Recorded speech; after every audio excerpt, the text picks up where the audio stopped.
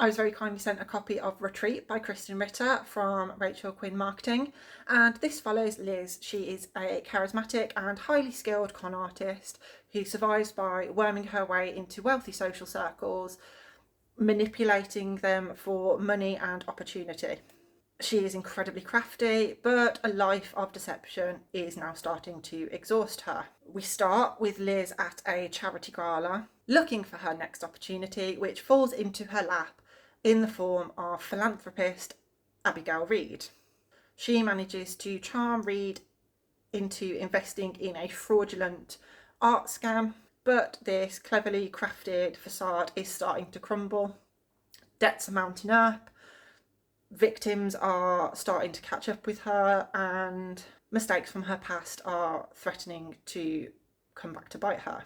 An unexpected reprieve arrives in the form of a text message from Isabel Beresford saying that Abigail Reed has recommended Liz to install a piece of art into the new villa that her and her husband Oliver have bought down in Mexico.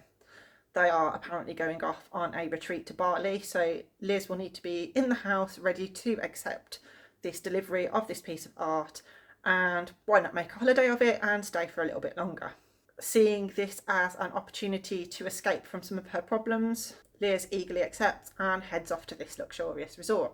When she arrives, she realises that she bears more than a passing resemblance to Isabel when staff and other people that live in this resort start to mistake her for Isabel. The draw of the con is too much for Liz to resist, and so she has no problem slipping into the role of Isabel and reaping all of the benefits that brings with it, and enjoying a life of wealth that she has only ever previously dreamed of.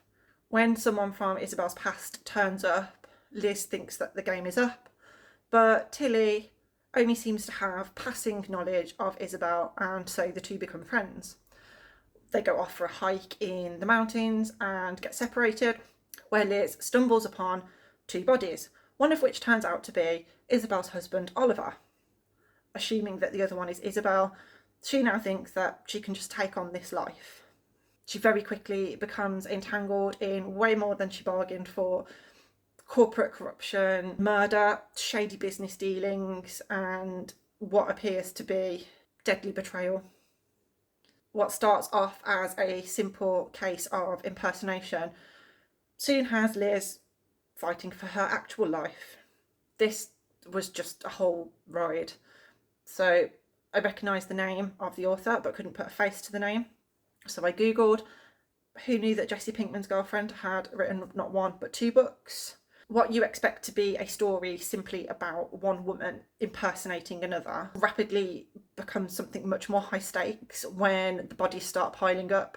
Set in this exclusive and glamorous Mexican resort, you can fully understand why Liz would have been tempted to skedaddle from all of her problems in her previous life.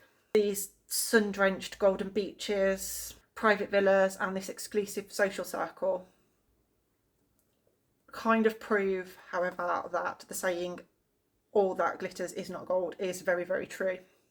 This luxury lifestyle massively contrasts the darkness lurking underneath all of their lives. Liz is not your standard thriller protagonist either. She's absolutely not an innocent victim. She is a liar and a scammer and is very much the maker of all of her own problems. But despite this, watching her navigate these increasingly dangerous situations and trying to keep up all of these deceptions actually endears her to you a little bit. It's very much a quick read, and the fact it's so fast-paced with all of these lies tumbling together keeps you really hooked into it. It's pretty predictable though, and there are some pretty glaring plot holes, which is quite frustrating. But it was a fun read and enjoyable, particularly if you can completely suspend your disbelief to the situations that she's getting herself into. It's definitely not one for anybody that likes a nice, tied up, rounded off ending. That final chapter absolutely is left open to interpretation. But I really enjoyed it, and I will be looking for a copy of her other book.